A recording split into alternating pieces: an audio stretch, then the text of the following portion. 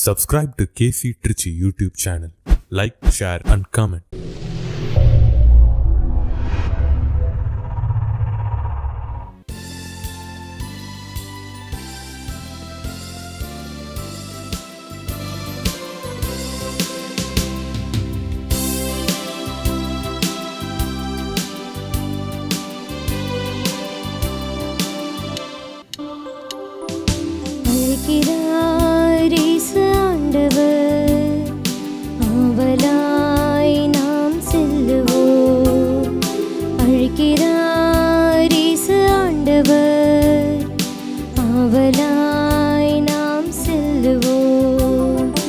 அவர் பலியினில் கலந்திட, அவர் ஒளியினில் நடந்திட, அவர் பலியினில் கலந்திட, அவர் ஒளியினில் நடந்திட, சாட்சிகளாய் இன்றும் வாழ்ந்திட இந்நாளிலே அழைக்கிறார் இயேசு ஆண்டவர். ஆவலாய் நாம் செல்லுவோம். தந்தை மகன் தூய ஆவியாரின் பெயராலே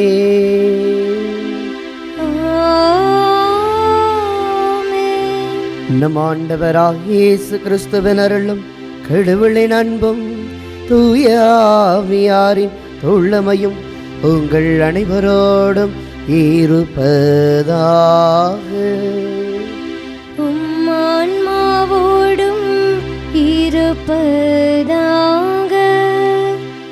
இயேசுவில் பிரியமான சகோதர சகோதரிகளே, உங்கள் அனைவரையும் இந்த தெய்வீக திருப்பலியின் வழியாக காண்பதிலே ஜெபிப்பதிலே மற்றற்ற மகிழ்ச்சி கொள்கின்றேன். இன்றைய நாளிலே ஆண்டவர் இயேசுவினுடைய உயிர்ப்பின் பாஸ்கா காலத்தை கொண்டாடி மகிழ்ந்து கொண்டிருக்கின்ற இந்த நாட்களில் இயேசு இன்றைய நாளில் நம் ஒவ்வொருவரையும் நம்முடைய வாழ்க்கையில் மீண்டுமான ஒரு பிறப்பை நாம் பெற வேண்டும், மீண்டும் நாம் பிறக்க வேண்டும் என்கிற ஆழமான புரிதலை கொடுக்கின்றார். ஏன் நாம் பிறக்க வேண்டும், எதில் நாம் பிறக்க வேண்டும் என்ற உன்னதமான சிந்தனைகளைத்தான் இன்றைய நாள் வாசகங்கள் நமக்கு கொடுக்கின்றன. வாழ்க்கையில் எவ்வளவோ போராட்டங்களை நாம் சந்திக்கிற பொழுதெல்லாம் அந்த போராட்டங்களுடைய இறுதியில் நான் மீண்டுமாக வந்திருக்கிறேன், மீண்டுமாக பிறந்திருக்கிறேன், மீண்டும் ஒரு புது பிறப்பு எனக்கு கிடைத்திருக்கிறது என்று சொல்லி நாம் மகிழ்கிறோமே. அத்தகைய ஒரு மகிழ்ச்சியான தருணத்தை தான் இயேசு இன்றைய நாளில் நமக்கு வழங்குகிறார். எனவே இந்த திருப்பலி முழுவதுமாக இயேசு நமக்கு சுட்டி காட்டுகிற நாம் ஏன் எதில் மறுபிறப்பு பெற வேண்டும் என்கிற சிந்தனையை பெற்றுக்கொள்ள இருக்கிறோம். எனவே இந்த தூய மறை நிகழ்வுகளை நாம் தகுதியோடு கொண்டாட தடையாயிருக்கிற நம்முடைய குற்றங்கள், பாவங்கள், பலவீனங்கள், குறைகள் எல்லாவற்றையுமாக ஆண்டவர் இயேசுவினுடைய திருப்பாதத்தில் அர்ப்பணித்து மனம் வருந்தி மனம் உவந்து அவரின் மன்னிப்பை பெறுவோமாக.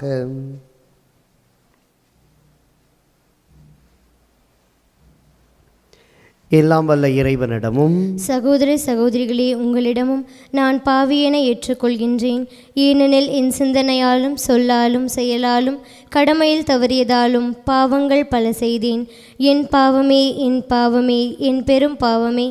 ஆகையால் இப்போதும் கன்னியான புனித மரியாவையும் வானதூதர் புனிதர் அனைவரையும் சகோதர சகோதரிகளே உங்களையும் நம் இறைவனாகிய ஆண்டவரிடம் எனக்காக வேண்டிக் கொள்ள மன்றாடுகின்றேன்.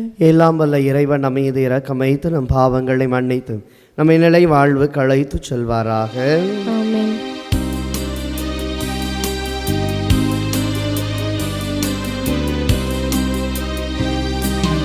ஆண்டவரே இரக்கமாயிரும். ஆண்டவரே இரக்கமாயிரும். கிறிஸ்துவே இரக்கமாயிரும். கிறிஸ்துவே இரக்கமாயிரும்.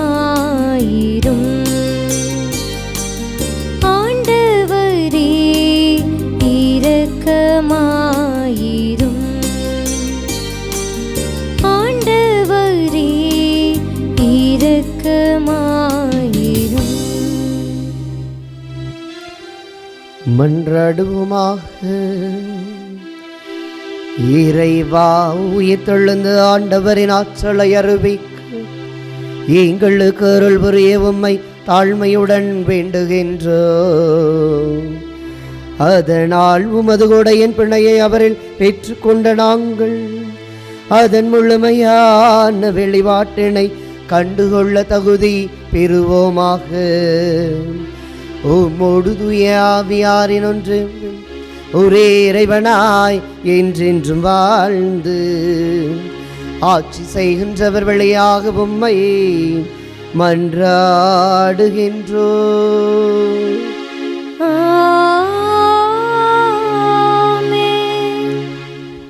முதல் வாசகம். ஒரே உள்ளமும் ஒரே உயிருமாய் இருந்தனர். திருத்துதர் பணிகள் நூலிலிருந்து வாசகம். அதிகாரம் 4, இறைவார்த்தைகள் 32 முதல் 37 முடிய. அந்நாள்களில் நம்பிக்கை கொண்ட மக்கள் அனைவரும் ஒரே உள்ளமும் ஒரே உயிருமாய் இருந்தனர். அவர்களுள் எவரும் தமது உடைமைகளை தம்முடையதாக கருதவில்லை. எல்லாம் அவர்களுக்கு பொதுவாய் இருந்தது. திருத்துதர் அனைவரும் ஆண்டவர் இயேசு உயிர்த்தெழுந்தார் என மிகுந்த வல்லமையோடு சான்று பகர்ந்து வந்தனர். அவர்கள் அனைவரும் மக்களின் நல்லெண்ணத்தை மிகுதியாக பெற்றிருந்தனர். தேவையில் உழல்வோர் எவரும் அவர்களுள் காணப்படவில்லை. நிலப்புலங்களை அல்லது வீடுகளை உடையோர் அவற்றை விற்று அந்த தொகையை கொண்டு வந்து திருத்தூதருடைய காலடியில் வைப்பர். அது அவரவர் தேவைக்கு தக்கவாறு பகிர்ந்து கொடுக்கப்படும். சைப்பிரசு தீவை சேர்ந்த யோசேப்பு எனும் லேவியர் ஒருவர் இருந்தார்.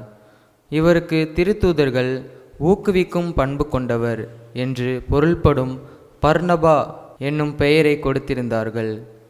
அவர் தமது நிலத்தை விற்று அந்த பணத்தை கொண்டு வந்து திருத்தூதர்களது காலடியில் வைத்தார். ஆண்டவரின் அருள்வாக்கு. இறைவனுக்கு நன்றி. பதிலுரை திருப்பாடல் 93. நாம் பாட வேண்டிய பதிலுரை. ஆண்டவர் ஆட்சி செய்கின்றார், மாட்சியை ஆடையாய் அணிந்துள்ளார்.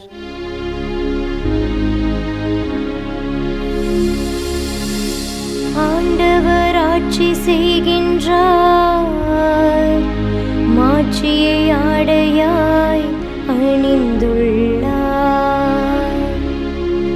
ஆண்டவர் ஆட்சி செய்கின்றார், மாட்சியை ஆடையாய் அணிந்துள்ளார். ஆண்டவர் ஆட்சி செய்கின்றார், அவர் மாட்சியை ஆடையாய் அணிந்துள்ளார். ஆண்டவர் வல்லமையை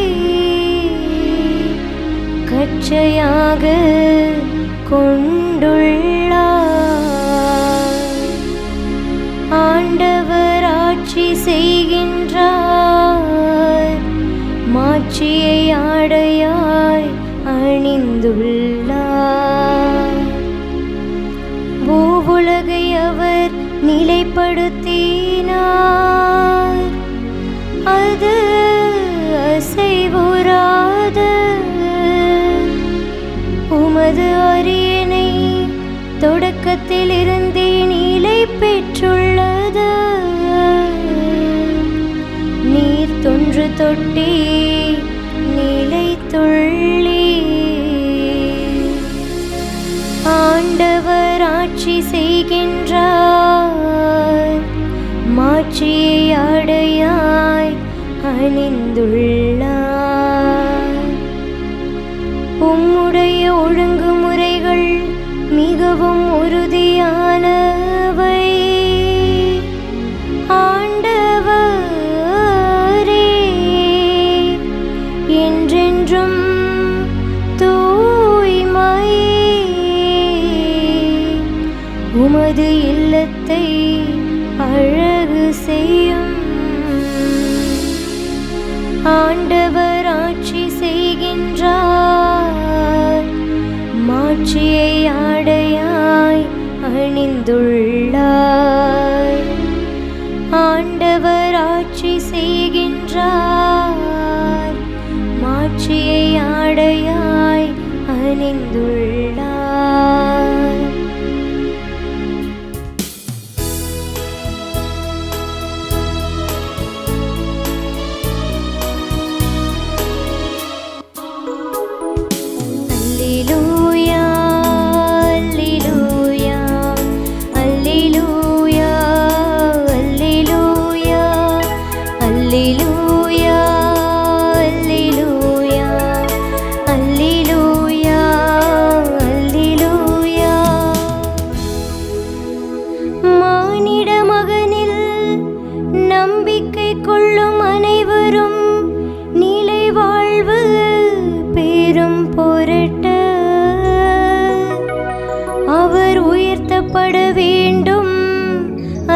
அல்லேலூயா அல்லேலூயா அல்லேலூயா அல்லேலூயா அல்லேலூயா.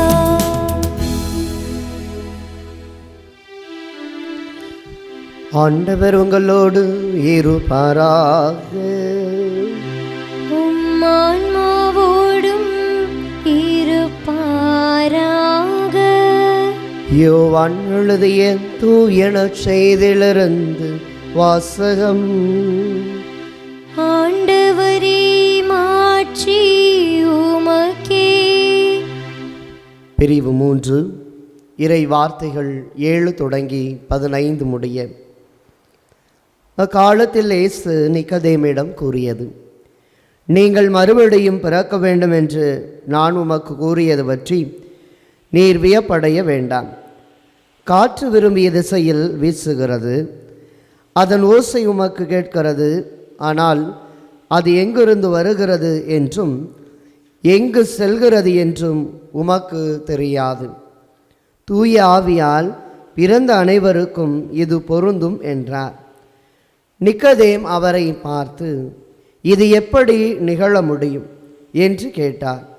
அதற்கு இயேசு கூறியது, நீ இஸ்ரேல் மக்களிடையே போதகராய் இருந்தும் உமக்கு இது தெரியவில்லையே. எங்களுக்கு தெரிந்ததை பற்றியே பேசுகிறோம், நாங்கள் கண்டதை பற்றியே சான்று பகர்கிறோம். எனினும் எங்கள் சான்றை நீங்கள் ஏற்றுக்கொள்வதில்லை என உறுதியாக உமக்கு சொல்கிறேன். மண்ணுலகு சார்ந்தவை பற்றி நான் உங்களுக்கு சொன்னதை நீங்கள் நம்பவில்லை என்றால் விண்ணுலகு சார்ந்தவை பற்றி சொல்லும்போது எப்படி நம்ப போகிறீர்கள்? விண்ணகத்திலிருந்து இறங்கி வந்துள்ள மானிட மகனை தவிர வேறு எவரும் விண்ணகத்திற்கு ஏறி சென்றதில்லை. பாலை நிலத்தில் மோசையால் பாம்பு உயர்த்தப்பட்டது போல மானிட மகனும் உயர்த்தப்பட வேண்டும். ஆண்டவரின் அருள்வாக்கு. கிறிஸ்துவே உமக்கு புகழ். ஏன் மறுபிறப்பு? எதில் மறுபிறப்பு?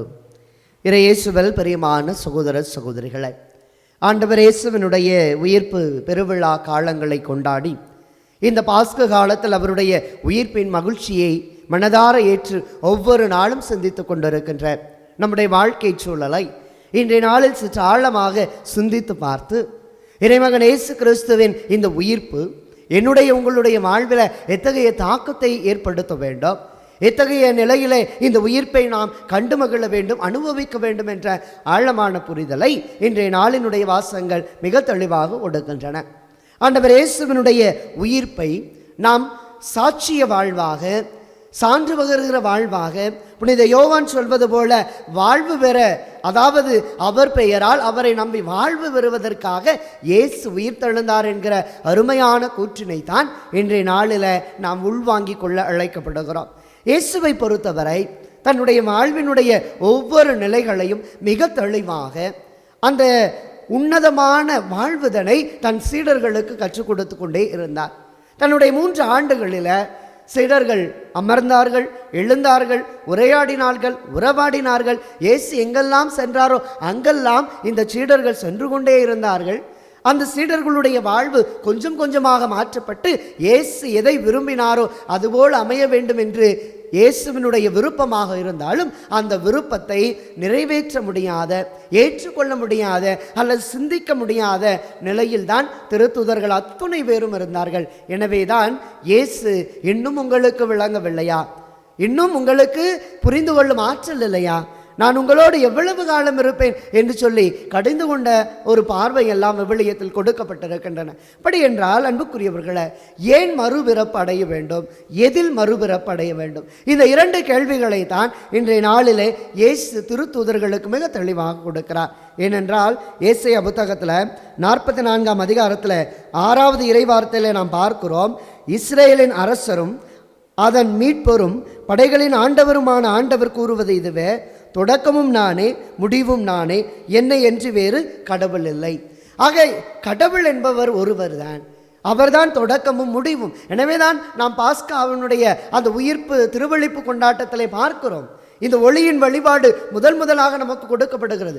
யோவான் நற்செய்தியினுடைய 8ஆம் அதிகாரத்தில் நானே உலகின் ஒளி என்று சொன்ன ஆண்டவர் இயேசு கிறிஸ்து அந்த இருளிலே தன்னை பேரொளியாக கொண்டு வருகிறார்.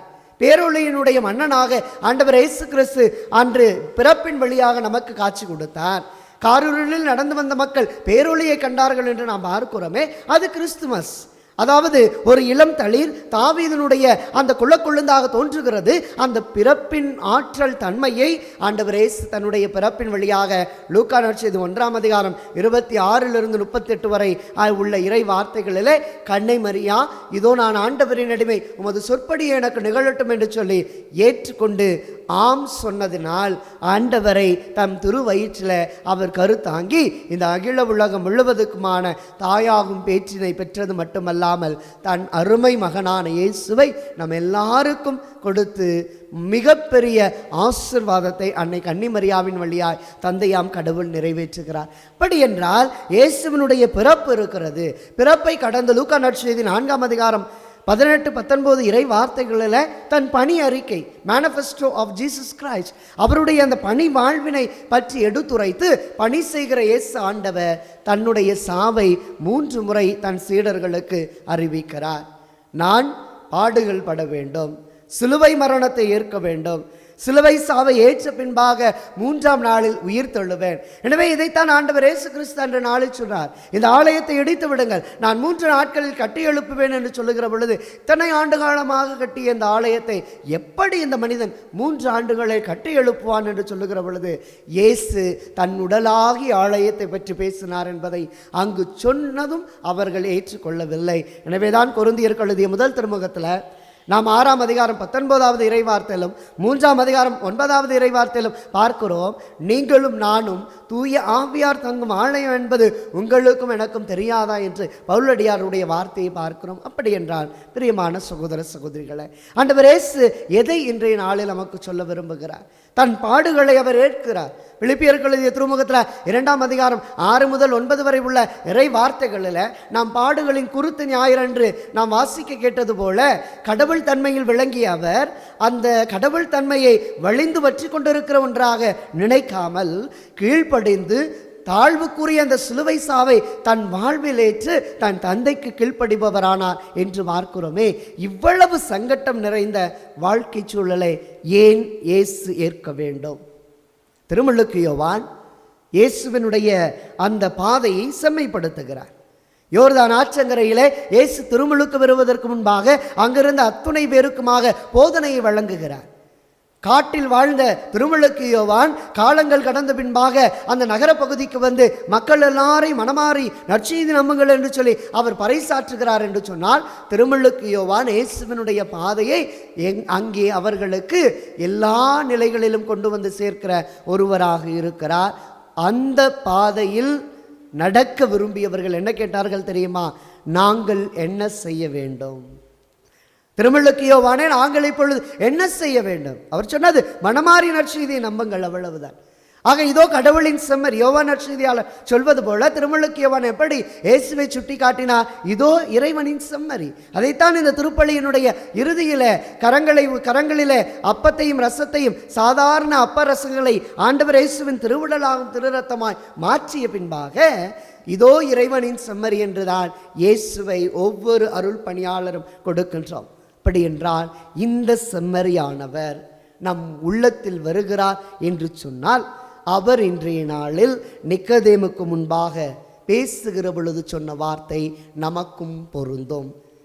நீங்கள் மறுபிறப்பு, அதாவது மீண்டும் பிறக்க வேண்டும் என்ற சிந்தனையை இயேசு கொடுக்கிறார் என்றால் அதை இன்னும் ஆழமாகவே நாம் யோசித்து பார்க்க வேண்டும். அன்புக்குரியவர்களே, அண்மையில் என்னுடைய முகநூல் பக்கத்தில் வழக்கமாக வீடியோக்கள், பல்வேறு விதமான வீடியோக்களை பார்ப்பது உண்டு. அதில் ஒரு பேருந்தில் பயணம் செய்கிற ஒரு பெண்மணி தன்னுடைய அந்த வழித்தடம் வருகின்ற வேளையில் இறங்க வேண்டும் என்று வேகமாக நடந்து வருகிறார்.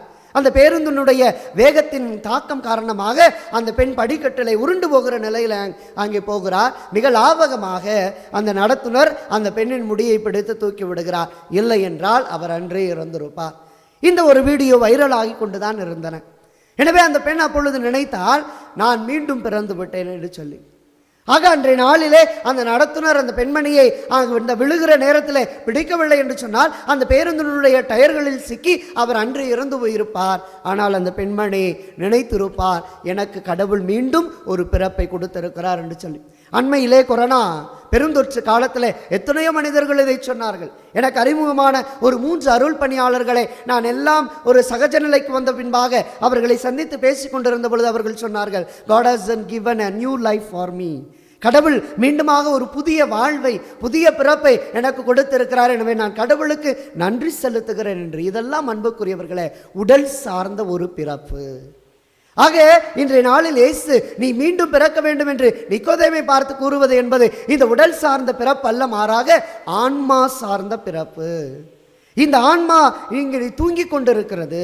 இந்த ஆன்மாவை காவல் செய்ய வேண்டிய நம்முடைய கண்கள் எல்லாம் உறங்கி கொண்டிருக்கின்றன. ரோமேயர் எழுதிய திருமுகத்தில் 12ஆம் அதிகாரம் 1-2 இறைவார்த்தையின்படியாக இந்த உலக போக்கிலான எல்லா காரியங்களிலும் மூழ்கிவிட்டதனால் நம்முடைய கரங்கள், நம்முடைய கண்கள், நம்முடைய கால்கள், நம்முடைய இதயம் எல்லாம் செயலிழந்து செயலற்றவையாக இருப்பதால் தான் இயேசு சொல்லுகிறார், நீ மீண்டும் பிறக்க வேண்டும். அப்படி என்றால் எதிலெல்லாம் நாம் பிறக்க வேண்டும்? ஏன் பிறக்க வேண்டும்? ஏன் மறுபிறப்பு என்றால் ஒரே ஒரு பதில்தான், நான் இயேசுவோடு இணைந்து வாழ வேண்டும் என்பதுதான். யோவான் நற்செய்தி 15ஆம் அதிகாரம் 1-10 வரை உள்ள இறை வார்த்தைகளில் அந்த திராட்சை கொடி செடி ஓமையிலே நாம் பார்க்கிறோம், என்னை பிரிந்து உங்களால் ஒன்றும் செய்ய இயலாது, என்னோடு இணைந்திருந்தால் அன்றி நீங்கள் கனிதர இயலாது என்று சொல்லுகிற இயேசுவினுடைய போதனை தான் ஏன் மறுபிறப்பு என்ற சிந்தனைக்கான முதல் பதில். இயேசுவோடு இணைய வேண்டும் என்பதற்கு தான் மறுபிறப்பு. எனவே தான் யூத தலைமைச் சங்கத்தில் இயேசு கையும் மெய்யுமாக அங்கே ஒப்படைத்து குற்றச்சாட்டுகளை அடுக்கிக் கொண்டே பொய்யுரைகளை கொடுக்கிற பொழுது நிக்கோதேம் ஒருவர் மட்டும்தான் பேசுகிறார். இந்த மனிதன் இந்த அளவு பாவம் செய்தவராக, குற்றம் செய்தவராக, நாம் சொல்லுகின்ற குற்றச்சாட்டுக்கு ஏற்றவராக இல்லையே என்று சொல்லுகிற பொழுது அங்கிருந்த தலைமைச் சங்கத்தினர் சொல்கிறார்கள், உனக்கு புத்தி பேதலிந்து போய்விட்டதோ, நீயும் இவனில் ஒருவனாக மாறிவிட்டாயோ, மறைநூல் உனக்கு தெரியாதா, நம்முடைய மோசையின் சட்டத்திட்டங்கள் உனக்கு தெரியாதா என்று சொல்லும் அளவிற்கு இயேசுவோடு இணைந்து தன் சிந்தனையில் வாழ்ந்தவர் தான் இந்த நிக்கோதேம். அன்புக்குரியவர்களே, ஆக இரண்டாவது கேள்விக்கு வருவோம், எதில் நாம் மறுபிறப்படைய வேண்டும்? இன்றைய நாள் வாசங்களை நீங்கள் கூர்ந்து கவனித்தீர்கள் என்று சொன்னால் சாதாரண நாட்களில் இதனுடைய ஒரு அர்த்தமும் ஆழமும் வேறு.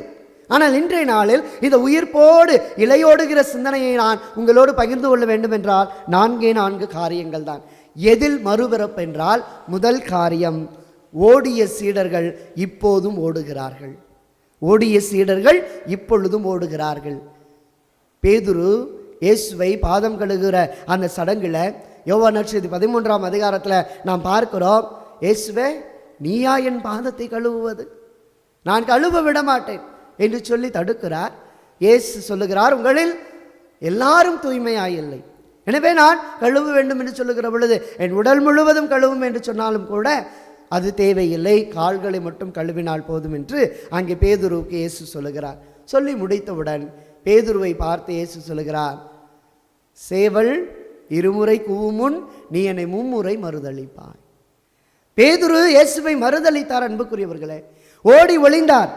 திருத்தூதர்கள் அத்துணை பேரும் இயேசுவை கெத்செமனி தோட்டத்தில் படைவீரர்கள் எல்லாம் சேர்ந்து வந்து கைது செய்கிற பொழுது எல்லா சீடர்களும் ஓடினார்கள். ஆனால் இப்பொழுது மறுபிறப்படைந்து மீண்டும் ஓடுகிறார்கள்.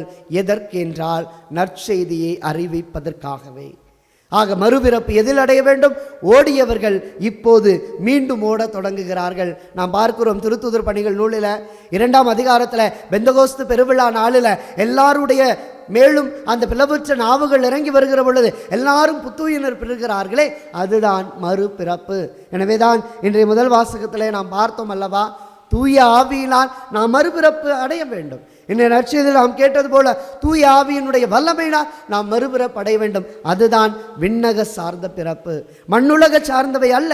தூய ஆவியால் பிறந்தவர்கள் தான் விண்ணுலகை சார்ந்த பிறப்பாக கருதப்படுகிறார்கள், அறியப்படுகிறார்கள். எனவே முதலாக சீடர்கள் இயேசுவை விட்டு ஓடினார்கள். மறுபிறப்பு என்பது இயேசுவுக்காக ஓடுகிற நிலை. இரண்டாவது சிந்தனை, தேடினார்கள், இப்போதும் தேடுதல் நிகழ்த்துகிறார்கள். தேடினார்கள், இப்பொழுதும் தேடத் தொடங்குகிறார்கள். முன்பு இயேசுவினுடைய உயிர்ப்பை அவர்கள் காண்பதற்கு முன்பு யோவான் நற்செய்தி 20:21 நாம் பார்க்கிறோம், இயேசுவை தேடி மகதலா மரியா மற்ற பெண்கள் மற்றும் சீடர்கள் எல்லாரும் தேடினார்கள். மத்தேயு நற்செய்தி 7:7 பார்க்கிறோம், தேடுங்கள் நீங்கள் கண்டடைவீர்கள். ஆனால் இயேசுவை தேடி சென்றவர்கள் இயேசுவை காண முடியவில்லை. கல்லறையின் கல் அகற்றப்பட்டது. வானதூதர்கள் அங்கே இருந்தார்கள். மகதலா மரியாவுக்கு இயேசு தோட்டக்காரரை போல முதலில் தென்படுகிறார். ரபுனி என்று சொல்லி தன் போதகரை கண்டுகொள்ளுகிறார். ஆக முன்னால் இயேசு எங்கே இருக்கிறார் என்று தேடினார்கள். இந்த மறுபிறப்பு என்பது இயேசு யார் என்பதை மக்களிடம் சொல்வதற்காக எல்லா மக்களையும் தேடி செல்கிறார்கள். எனவேதான் நாம் பார்க்கிறோம், கொரிந்தியருக்கு எழுதிய முதல் திருமுகத்தில் இந்த நற்செய்தி அறிவிப்பினுடைய போதனையை பற்றி நாம் சிந்திக்கிற பொழுது 10வது அதிகாரத்தில், அன்புக்குரியவர்களை, ஒவ்வொரு நாளும் நாம் செய்ய வேண்டியவற்றை இவ்வாறாக பவுலடியார் சொல்லுகிறார். 10ஆம் அதிகாரம் 31வது இறைவார்த்தையில், நீங்கள் உண்டாலும் குடித்தாலும் எதை செய்தாலும் எல்லாவற்றையும் கடவுளுடைய மாட்சிக்காகவே செய்யுங்கள். எனவே ஏனென்றால் 33வது இறைவார்த்தையில் இவ்வாறு வாசிக்கிறோம், நானும் அனைத்திலும் அனைவருக்கும் உகந்தவனாய் இருக்கிறேன். நான் எனக்கு பயன் தருவதை நாடாமல் பலரும் மீட்பு அடையும்படி அவர்களுக்கு பயன் தருவதே நாடுகிறேன் என்று பவுலடியார் ஆண்டவர் இயேசுவை தேடி சென்று மக்களுக்கு கொடுத்தது போல இன்று திருத்தூதர்கள் மீண்டுமாக பிறந்து இயேசுவை கண்டு உணர தேடுதலை நிகழ்த்துகிறார்கள். 3வது சிந்தனை பார்க்கிறோம், மறைந்தவர்கள் மறைப்பணி இப்பொழுது ஆற்றுகிறார்கள்.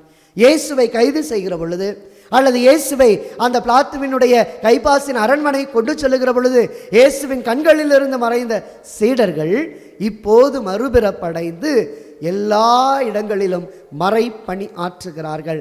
அதைத்தான் நாம் உலக நாடுகளில் பார்க்கிறோம். சென்னையிலே புனித தோமையாருடைய அந்த வரலாற்று சிறப்பு மிக்க ஒரு படிப்பினை, மறைப்பணி நிலைய தன்மையை நாம் பார்க்கிறோம். ஒவ்வொரு திருத்தூதர்களும் ஒவ்வொரு இடங்களுக்கு சென்று மறைபணி ஆற்றி இருக்கிறார்கள் என்றால் அவர்கள் மீண்டுமாக இந்த உயிர்ப்பின் மாட்சியிலே பிறந்தார்கள் என்று பார்க்கிறோம். எனவேதான் நாம் பார்க்கிறோம், ரோமேயருக்கு எழுதிய திருமுகத்தில் 10ஆம் அதிகாரத்தில் எப்படியெல்லாம் நம்முடைய வாழ்க்கையில் இந்த நற்செய்தியினுடைய தன்மையை ஒவ்வொருவரும் கண்டுமகிழ வேண்டும் என்று ஆண்டவர் இயேசு சொல்லுகிறார். பாருங்கள், புனித பவுலடியார் ரோமேயருக்கு எழுதிய திருமுகத்தில் 8ஆம் அதிகாரத்தில் 37வது இறைவார்த்தையில், நம்மேல் அன்பு கூர்ந்தவரின் செயலால் மேற்கூறியவை அனைத்திலும் நாம் வெற்றி மேல் வெற்றி அடைகிறோம். ஆண்டவர் இயேசுவை காண முடியாமல், அவருடைய சாவை ஏற்க முடியாமல் மறைந்தவர்கள் இன்று வெற்றிக்கு மேல் வெற்றி குவித்தார்கள் என்றால் அதுதான் அவர்களின் மறை சாட்சியமும் மறை பணி வாழ்வும். ஆக 3வதாக எதில் பிறக்க வேண்டும் என்றால் இயேசுவை விட்டு மறைந்த நிலையிலிருந்து மறைப்பணி நிலையில் நாம் பிறக்க வேண்டும். 4வதாக அன்புக்குரியவர்களை, வதந்தியை கிளப்பினார்கள். இப்பொழுது வார்த்தையால் அவர்கள் நிரப்பப்பட வேண்டும் என்று நினைக்கிறார்கள். வதந்தியை கிளப்பியவர்கள் யார்? அந்த யூதர்கள் அத்தனை பேருமே இயேசுவினுடைய உயிர்ப்பை மக்களுக்கு என்ன செய்கிறார்கள்? ஒரு வதந்தியாக பரப்புகிறார்கள்.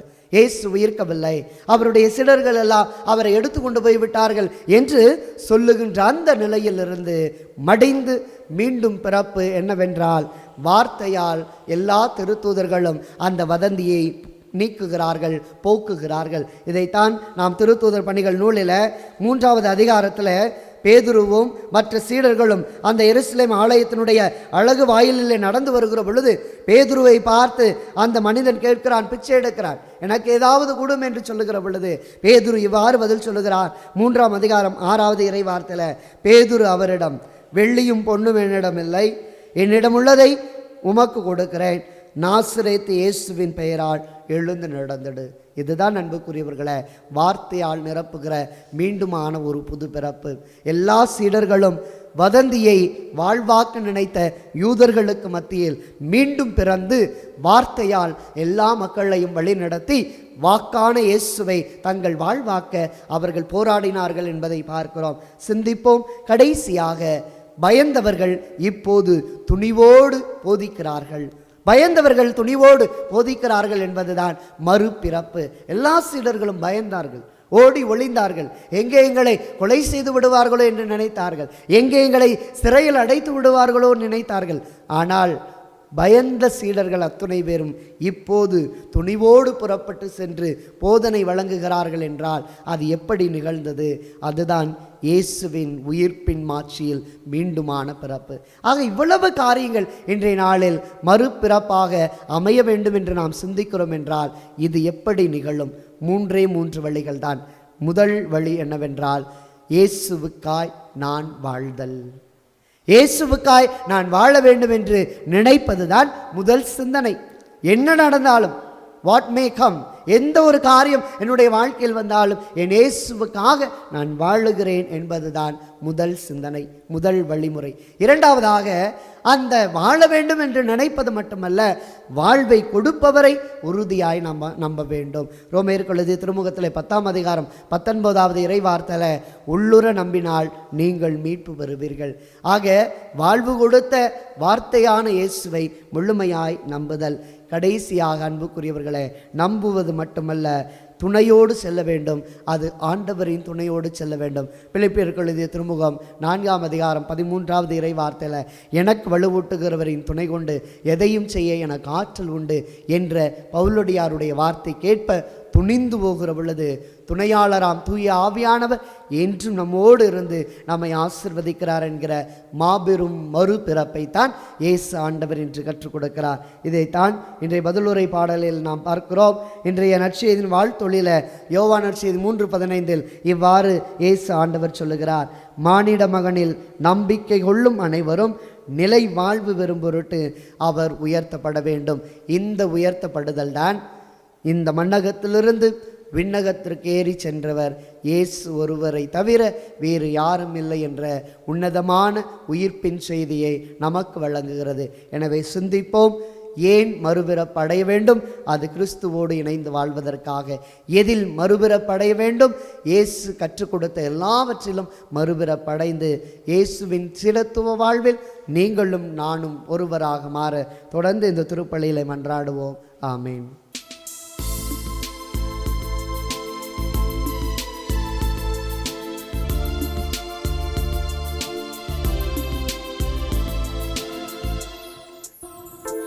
இறைவா, எம்மை பலியிடவே வந்தோ, எங்கள் உள்ள கரைகளை நீக்கி எம்மை அன்பில் வாழ செய்யும்.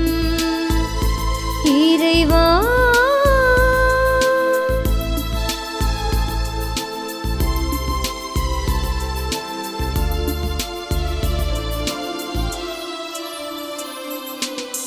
பகையில் அன்பு, பலியில் அன்பு, பசியில் வாழ்வோர்க்கும் அன்பு, வாழ்வில் அன்பு, தாழ்வில் அன்பு, பரிவு கொள்வதும் அன்பு. இறைவன் தந்த இரவின் விருந்தில் நாம் நினைவு கூர்வதும் அன்பு.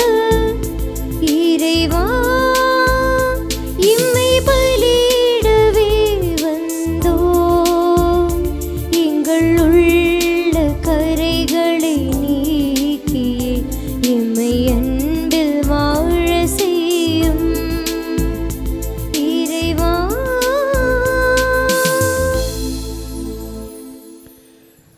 அன்பார்ந்தவர்களே, என்னுடையதும் உங்களுடையதுமான பலி எல்லாம் வல்ல தந்தையாக இறைவனுக்கு ஏற்றதாகும்படி மன்றாடுங்கள். ஆண்டவர் தமது பெயரின் புகழ்ச்சிக்காகவும் மாட்சிக்காகவும் நமது நன்மைக்காகவும் புனித திரு அவை அனைத்தின் நலனுக்காகவும் உமது கையிலிருந்து இப்பலியை ஏற்றுக்கொள்வாராக. ஆண்டவரே, பாஸ்கா மறை நிகழ்வுகள் வழியாக எங்களை என்று மக்களுக்கு செய்திட உம்மை வேண்டுகின்றோம். அதனால் நாங்கள் தொடர்ந்து புரியும் பரிகாரச் செயல் எங்களுக்கு முடிவில்லா பேரின்பத்தின் காரணமாய் அமைவதாக. எங்கள் ஆண்டவராகிய கிறிஸ்து வழியாக உம்மை மன்றாடுகின்றோம்.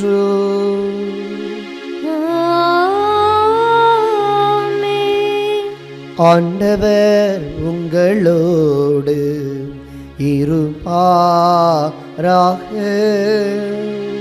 உம் உம்மோடும் இருப்பாராக. இதயங்களை மேலே எழுப்புங்கள், ஆண்டவரிடம் எழுப்பியுள்ளோம். நம் இறைவனாகிய ஆண்டவருக்கு நன்றி பாடுவோம். அது தகுதியும் நீதியுமானதே. ஆண்டவரே, காலத்திலும் உம்மை புகழ்ந்துரைப்பதும் எல்லாவற்றுக்கும் மேலாக எங்கள் மாஸ்காவாகிய கிறிஸ்து வழியான இச்சிறப்பான காலத்தில் உம்மை என்னும் மிகுதியாக வாழ்த்தி போற்றுவதும் மெய்யாகவே தகுதியும் நீதியுமாகும் எங்கள் கடமையும் மீட்புக்குரிய செயலுமாகும். கிறிஸ்து எங்களுக்காக இன்னும் தொடர்ந்து தம்மையே கையளித்து உமது திருமுன் இடையராது பரிந்து வீசி எங்களை பாதுகாத்து பராமரித்து வருகின்றார். பலியான அவர் இனிமேல் சாக மாட்டார். கொலை செய்யப்பட்ட அவர் என்றென்றும் வாழுகின்றார். ஆகவே மாஸ்கா மகிழ்ச்சி பொங்க அனைத்துலகரின் மாந்தர் அனைவரும் ஆக்களித்து உம்மை போற்றுகின்றனர். நாங்களும் ஒன்றிணைந்து உமது மாட்சியை புகழ்ந்தேத்தி ஆக்களித்து ஆர்ப்பரித்து ஒரே குரலாய் இணைந்து பாடுவதாவது.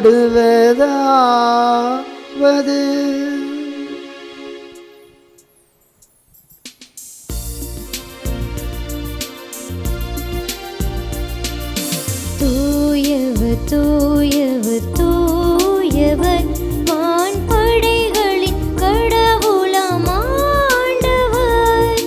விண்ணகமும் மண்ணகமும் உமது மாட்சியால் நிறைந்துள்ளன.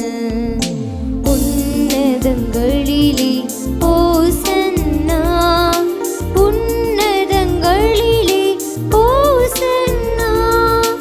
ஆண்டவர் பெயரால் வருகிறவர் ஆசி பெற்றவர். உன்னதங்களிலே ஓசன்னா, உன்னதங்களிலே ஓசன்னா. ஆண்டவரே, நீர் மெய்யாகவே தூயவர், தூய்மை அனைத்துக்கும் ஊற்று. ஆகவே உம்முடைய ஆவியை பொழிந்து இக்காணிக்கைகளை தூய்மைப்படுத்த உம்மை வேண்டுகின்றோம். இவ்வாறு எங்கள் ஆண்டவர் இயேசு கிறிஸ்துவின் உடலும் இரத்தமுமாக எங்களுக்கு இவை மாறுவனவாக. அவர் பாடுபட உள்ளம் கணிந்து தம்மை கையளித்த போது அப்பத்தை எடுத்து நன்றி செலுத்தி தம் சீடருக்கு அளித்து கூறியதாவது, அனைவரும் இதிலிருந்து பெற்று உண்ணுங்கள், ஏனெனில் இது உங்களுக்காக கையளிக்கப்படும் என் உடல்.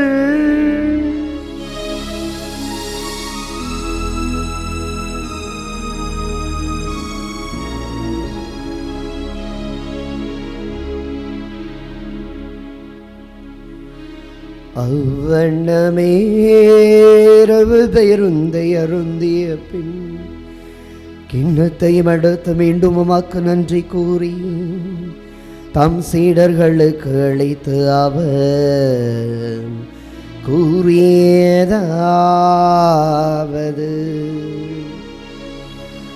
அனைவரும் இதிலிருந்து பெற்று பருகுங்கள்,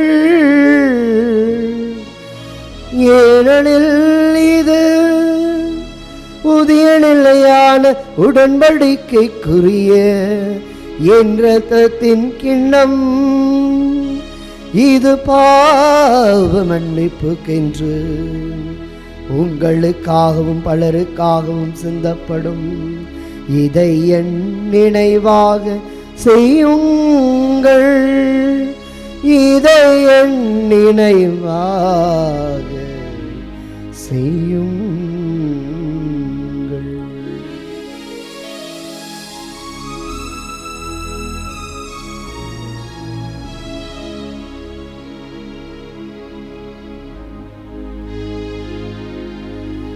நம்பிக்கையின் மறை பொருள். ஆண்டவரே, நீர் வருமளவும் உமது இறப்பினை அறிக்கையிடுகின்றோம், உமது உயிர்ப்பினையும் எடுத்துரைக்கின்றோம். ஆகவே ஆண்டவரே, நாங்கள் கிறிஸ்துவின் இறப்பினையும் உயிர்ப்பினையும் நினைவு கூர்ந்து வாழ்வு தரும் அப்பத்தையும் மீட்பளிக்கும் கிண்ணத்தையும் உமக்கு ஒப்பு கொடுக்கின்றோம். உம் திருமணம் இன்று உமக்கு ஊழியம் புரிய தகுந்தவர்கள் என எங்களை ஏற்றுக்கொண்டே, எனவே உமக்கு நன்றி செலுத்துகின்றோம். மேலும் கிறிஸ்துவின் உடலிலும் இரத்தத்திலும் பங்கு கொள்ளும் எங்களை தூய ஆவியார் ஒன்று சேர்க்க வேண்டும் என உம்மை தாழ்மையுடன் மன்றாடுகின்றோம். ஆண்டவரே, உலகெங்கும் பரவியிருக்கும் உமது திரு அவையை நினைவு கூர்ந்தருளும். எங்கள் திருத்தந்தை பிரான்சிஸ், எங்கள் ஆயர் ஆரோக்கியராஜ், எல்லா திருநிலையினர் ஆகிய அனைவரோடும் உமது திரு அவையை அன்பில் நிறைவு பெறச் செய்தருளும். மேலும் உயிர்த்தள்ளும் எதிர்நோக்குடன் தேயில் கொள்ளும் எங்கள் சகோதர சகோதரிகளையும் இறந்தோர் அனைவரையும் இரக்கத்துடன் நினைவு கூர்ந்து உமது திருமுக ஒளியினுள் ஏற்றருளும். எங்கள் அனைவர் மீதும் இரக்கமாயிரும். கடவுளின் கன்னி தாயான புனித மரியா, அவருடைய கணவரான புனித யோசேப்பு, புனித திருத்தூதர்கள், இவ்வுலகில் உமக்கு உகந்தவராயிருந்தோர் ஆகிய புனிதர் அனைவருடனும் புனித அன்னை தெரசாவோடும் நாங்கள் நிலைவாழ்வில் பங்கு கொள்ளும் தகுதி பெற்று உம் திருமகனேசு கிறிஸ்து வழியாக உம்மை புகழ்ந்தேத்தும் வரமருள உம்மை மன்றாடுகின்றோம். இவர் வழியாக இவரோடு இவரில் எல்லாம் வல்ல இறைவனாகிய தந்தையே, தூய ஆவியாரின் ஒன்றிப்பில் எல்லா புகழும் மாட்சியும் என்றென்றும் உமக்கு உரியதே.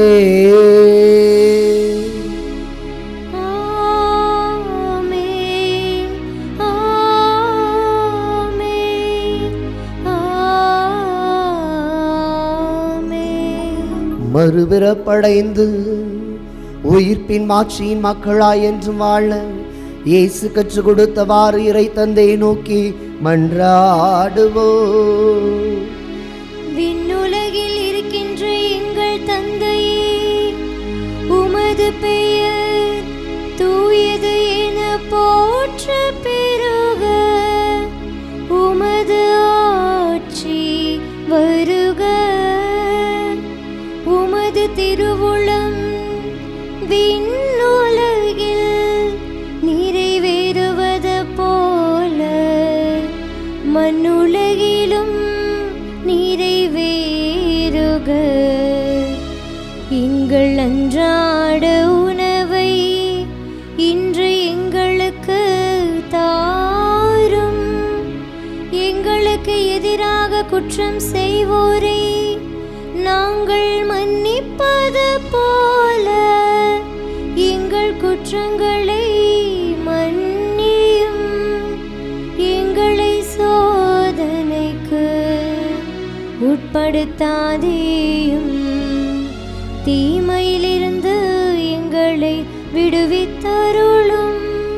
ஆண்டவரே, தீமை அனைத்திலிருந்தும் எங்களை விடுவித்து எங்கள் வாழ்நாளில் அமைதியை கனிவுடன் அருள உம்மை மன்றாடுகின்றோம்.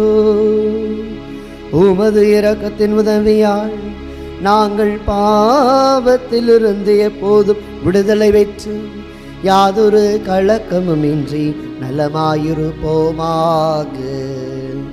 நாங்கள் எதிர்நோக்கி இருக்கும் பேரின்பத்துக்காகவும் மீட்பராகிய இயேசு கிறிஸ்துவின் வருகைக்காகவும் காத்திருக்கின்றோ.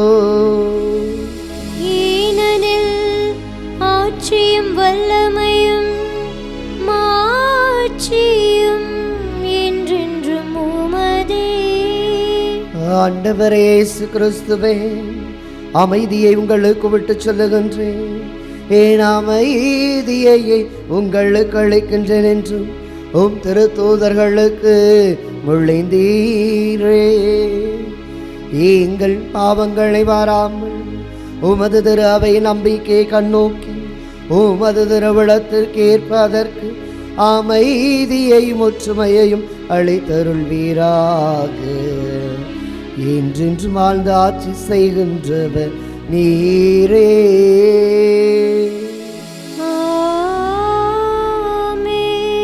ஆண்டவருடைய அமைதி உங்களோடு என்றும் இருப்பதாக. உம்மான்மாவோடும் இருப்பதாக. ஒருவருக்கொருவர் உறவின் வாழ்த்தை அறிவித்து மகிழ்வோம்.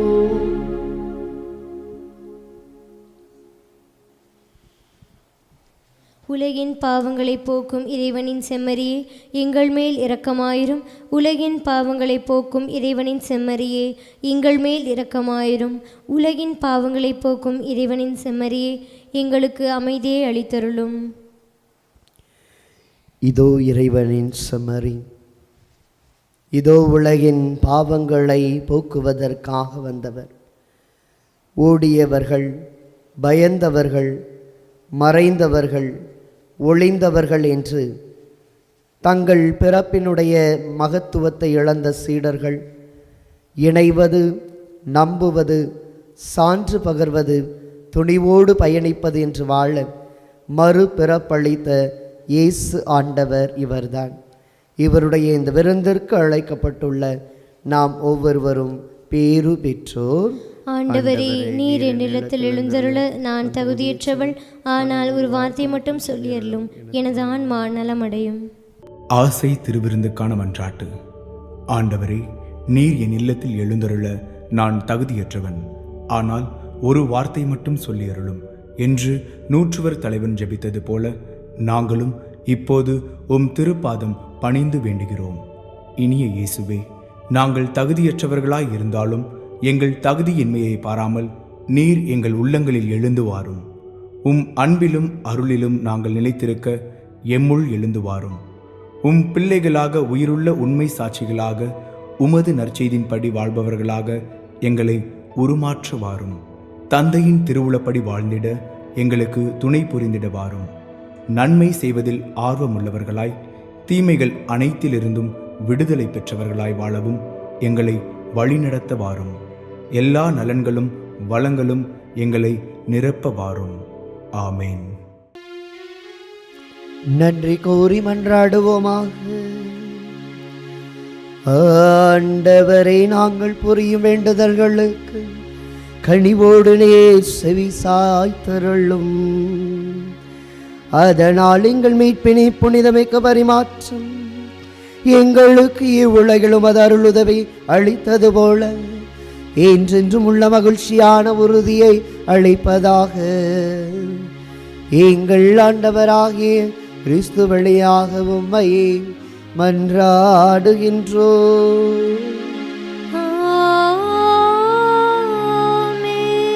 ஆண்டவர் உங்களோடு இருப்பாராக.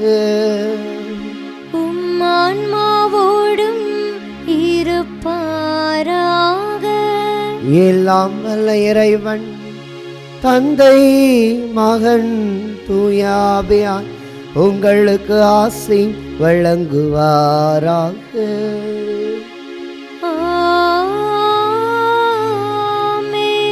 மறுபிறப்படைந்து உயிர்ப்பின் மாட்சி கண்டு மகிழ சென்று வாருங்கள். திருப்பலி நிறைவேறிற்று. அல்லேலூயா, அல்லேலூயா. இறைவனுக்கு நன்றி. அல்லேலூயா, அல்லேலூயா.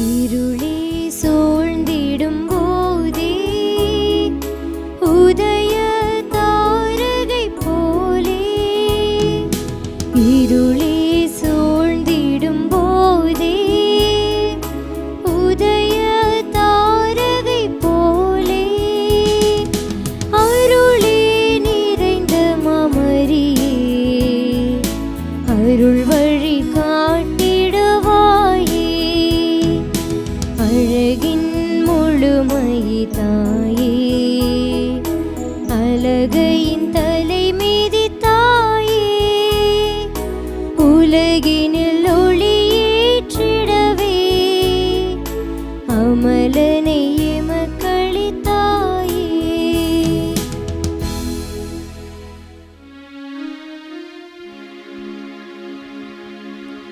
நிலையான புகழுக்குரிய தூய இறை நற்கருணைக்கு எல்லா காலமும் தொழுகையும் புகழும் போற்றியும் மாட்சிமையும் உண்டாக கடவது.